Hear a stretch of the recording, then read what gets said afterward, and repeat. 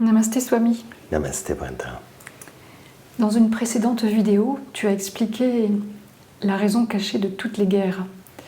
Et compte tenu de cette raison qui est toujours présente, est-ce que la paix est vraiment possible? Non seulement que la paix est possible, mais elle est plus que souhaitable.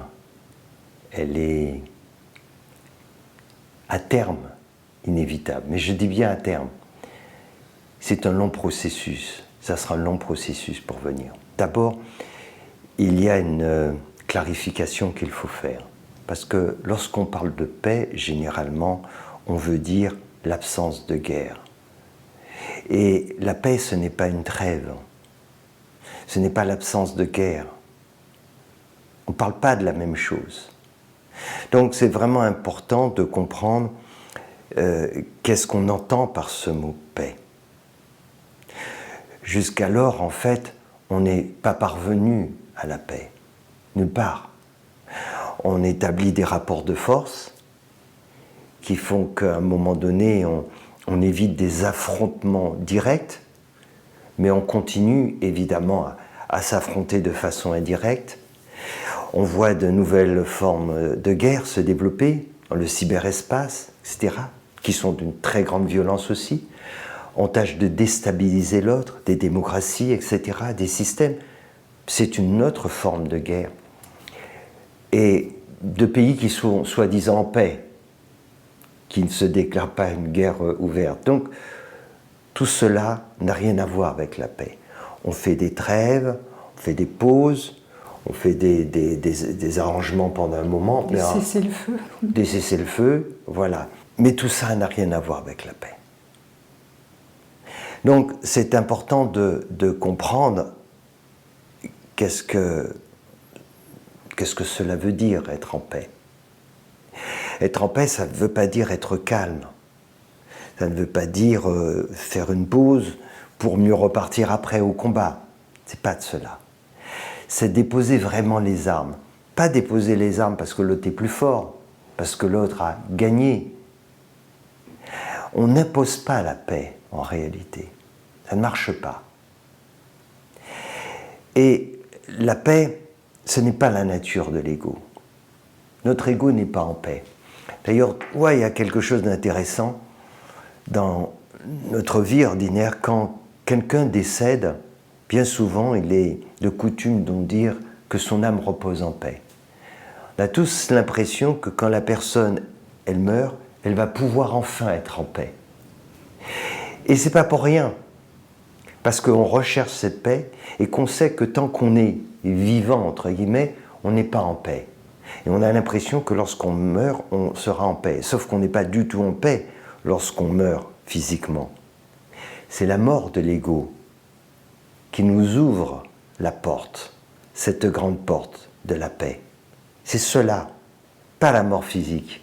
Cette paix que l'on recherche et qu'on imagine que l'on va pouvoir vivre lorsqu'on va quitter ce monde, lorsqu'on va mourir, c'est pas cela. Mais quelque part, c'est notre inconscient qui nous dit que c'est un rapport avec la mort. Sauf que c'est la mort de notre ego. Et c'est ce qui fait que pendant cette vie, pendant notre incarnation, on peut faire l'expérience de la paix. Et ce n'est que si on fait l'expérience de la paix que l'on peut poursuivre ensuite notre voyage beaucoup plus sereinement au niveau de notre âme et s'élever sur des niveaux de conscience supérieurs. Tu prenais l'analogie de la mort. En fait, c'est aussi parce qu'on associe la paix à une forme de cessation de tout ce mouvement, toutes ces activités, ce brouhaha perpétuel, et qu'on ne peut être en paix que lorsque l'on se retrouve dans un certain calme, où s'arrête tout ce mouvement incessant. C'est ça.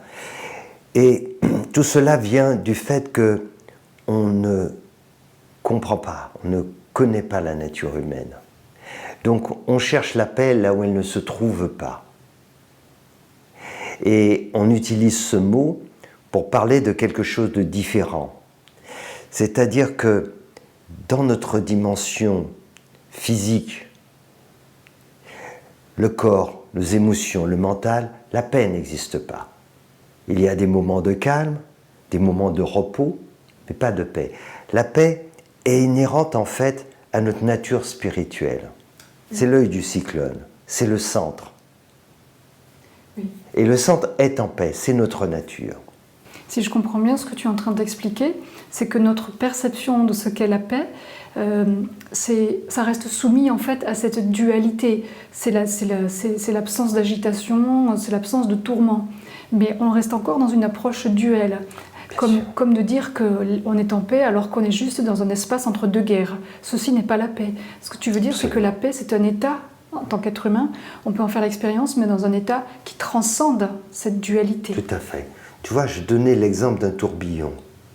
Si ça va très vite, le tourbillon, c'est ce qui symbolise la dimension du corps. Manifester ? Voilà, la dimension manifestée. Donc nos pensées, le mental, le corps physique, c'est tout ça. Et on voit à des moments que ça va trop vite, ça s'emballe, donc on va calmer tout cela. Et quand on arrive à un moment vraiment de grand calme, on se dit « Ah, je me sens en paix », on a l'impression. Mais ça va repartir. Parce que comme tu dis, on est soumis à la dualité. Et c'est ainsi. Alors que si on quitte la périphérie pour aller au centre, alors peu importe ce qui se passe à la périphérie, on n'est plus concerné. Le centre, c'est notre dimension spirituelle. C'est là où se trouve la paix, nulle part ailleurs. Et quand on fait cette démarche, alors à ce moment-là, on peut permettre à cette paix de rayonner même à la périphérie. Ce qui nous amène au centre, c'est la méditation.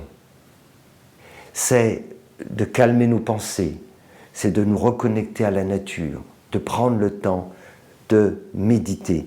Cela nous permet de quitter la périphérie de notre être, de nous diriger vers le centre. Et arrivé à un moment donné, on sent ce rayonnement. Et on découvre que la paix, ce n'est pas quelque chose que l'on cultive en réalité. On va la chercher là où elle se trouve. Ce que l'on va cultiver, c'est en périphérie, c'est le calme, c'est la relaxation plus tranquille. Mais la paix, elle existe déjà. Il faut se diriger vers elle, se diriger au centre de notre être.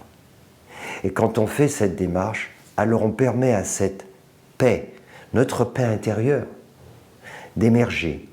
Elle va rayonner tout autour de nous.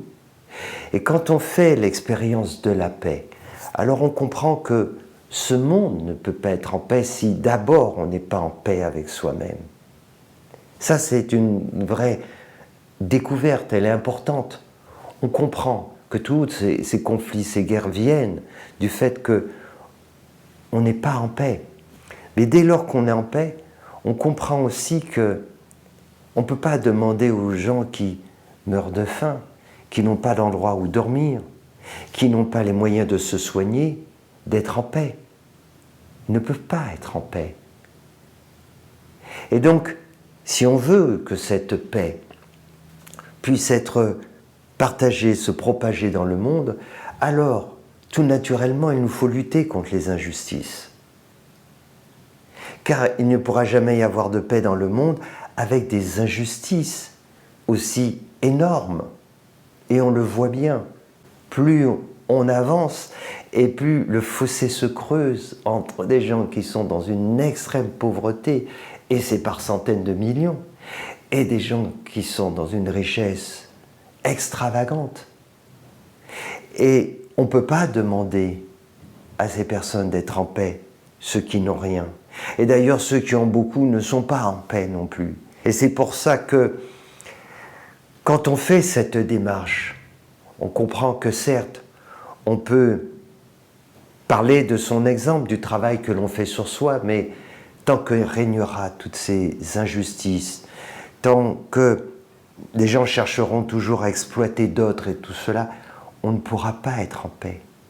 On ne va pas dire moi je suis en paix avec tout le monde et demander aux autres qui n'ont pas de quoi manger de rester calme, de rester tranquille. Donc cette paix, il faut d'abord aller effectivement la chercher là où elle se trouve. Et quand on fait cette démarche nous éclaire sur notre comportement. Elle nous fait comprendre aussi des tas de choses. Car plus on va à l'intérieur de nous, plus on comprend à quel point on s'est égaré.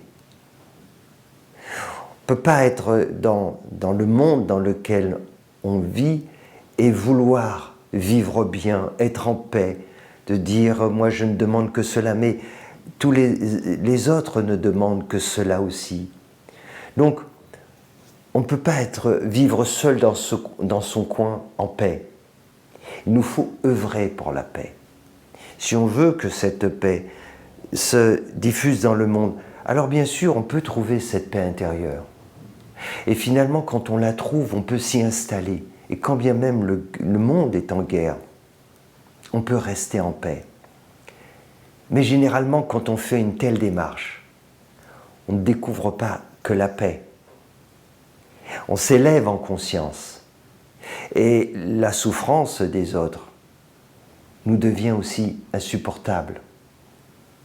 Ça ne nous laisse pas en paix. On n'est pas là seul à se dire, après tout, je peux m'installer dans ma paix et puis, après, le reste ne me concerne pas. Plus on s'élève en conscience, plus le reste nous concerne. Surtout ceux qui sont dans la souffrance.